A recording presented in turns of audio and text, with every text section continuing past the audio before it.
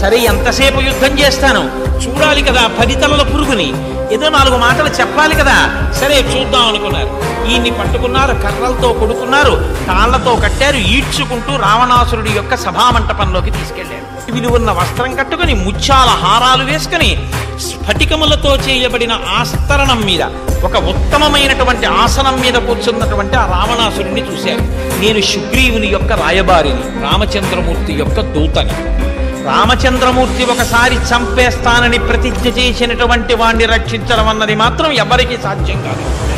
మండిత విస్ఫులింగ విషమ జ్వలితానల కీలలు వప్య గర్భాండము నిండ రామ వసుధాదిపుటేశుడు వజ్ర సాధనా ఖండిత పంక్తి కంట కడకంట పురాంతక శైలచాలనొద్దండ బల ప్రచండ పురదండ విఖండన చండకాండములు.